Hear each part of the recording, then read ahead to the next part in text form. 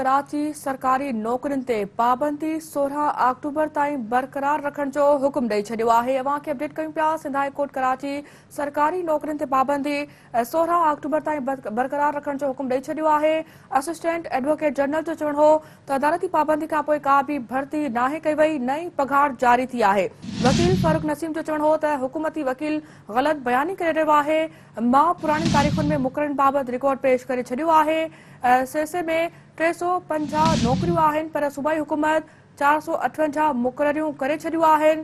सिलसिले जे वकील नईम इक़बाल जो चवणु हो त कानून मूजिबि मुक़ररियूं कई वयूं आहिनि। जवाब लाइ हफ़्ते जी मोहलत ॾिनी वञे। अहम ख़बर अवां सां शेयर कयूं पिया। सिंध हाई कोर्ट कराची सरकारी नौकरियुनि ते पाबंदी 16 अक्टूबर ताईं बरक़रार रखण जो हुकुम ॾेई छॾियो आहे। असिस्टेंट एडवोकेट जनरल जो चवणु हो त अदालती पाबंदी खां पोइ का बि भर्ती नाहे कई वई, नई पघार जारी थी आहे।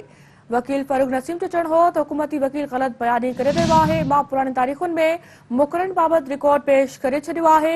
सिंध हाई कोर्ट कराची सरकारी नौकरियुनि ते पाबंदी 16 अक्टूबर ताईं बरक़रार रखण जो हुकुम ॾेई छॾियो आहे।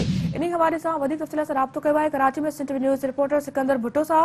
जी सिकंदर, अपडेट कजो इन हवाले सां। हाजी फराज जेको आहे त सिंध हाई कोर्ट जी सिंगल बेंच आहे जस्टिस जुनैद गफ़ार ते मुश्तमिल अदालत में जेको आहे त सिंध सूबे जूं जेके सरकारी नौकरियूं हुयूं उन्हनि जे मुक़ररियुनि बाबति जेको आहे त भर्तियुनि बाबति केस जी ॿुधणी थी आहे। ग्रेड 1 खां 15 ताईं जेके सरकारी नौकरियूं हुयूं उन्हनि ते सिंध हाई कोर्ट पारां जेकी पाबंदी आहे उहा बरक़रार रखी आहे। अदालत में सिंध हुकूमत जा जेके आहिनि त एडिशनल सेक्रेटरी ऐं ॿिया जेके ज़िलाई ऑफिसर हुआ उहे अॼु पेश थिया। अदालत मनानामे बावजूदि भर्ती करे रही आहे ऐं पघारूं ॾेई रही आहे।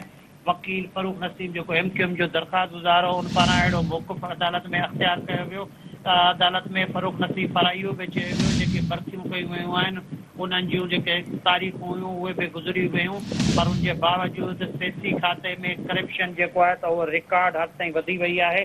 संदन इहो बि चवणु हो त हिन वक़्तु सेसी खाते में 358 जेके जायूं आहियूं उन्हनि जी जाइ ते 368 नौकरियूं जेके आहिनि त उहे ॾिनियूं वयूं आहिनि ऐं अहिड़ियूं भर्तियूं कयूं वयूं आहिनि, उन्हनि खे पघारूं बि जारी कयूं वयूं आहिनि।